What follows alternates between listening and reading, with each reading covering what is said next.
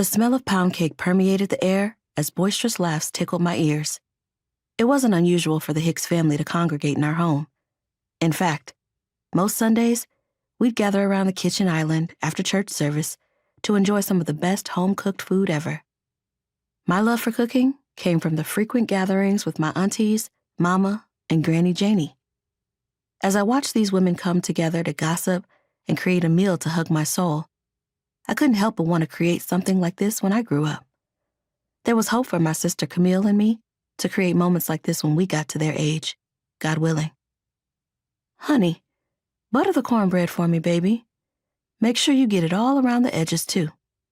With her favorite purple oven mitten, Granny Janie pulled out the cast iron skillet containing the golden brown cornbread from the oven. Aunt Judith came behind her to shut the oven door. Yes, ma'am. I pushed away from the island with my palms and walked over to the sink to wash my hands. I didn't want to be the focus of the group for not practicing cleanliness, so I turned on the faucet and scrubbed my hands as I continued to listen in on the latest news.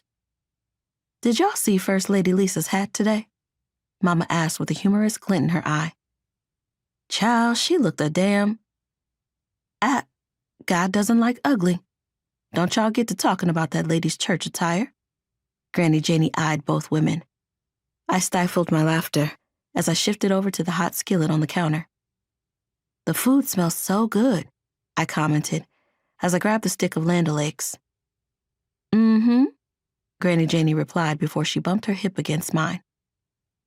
When Granny first taught me her cornbread recipe, she revealed she used 2 boxes of Jiffy cornbread and tweaked the recipe on the box to fit her liking. She added sugar, butter, and a generous amount of honey into the mixture before she baked it in the oven. No one could tell, or they could and never mentioned it, because it was always mouth-wateringly delicious. As I buttered the cornbread, I allowed my ears to tune into the conversation with the women in the family. Aunt Josephine sat with her arms crossed at the dinner table, while Mama and Aunt Judith stood near the island and put the finishing touches on the desserts. Granny manned the stove, making sure all the pots were off and the food was ready to serve.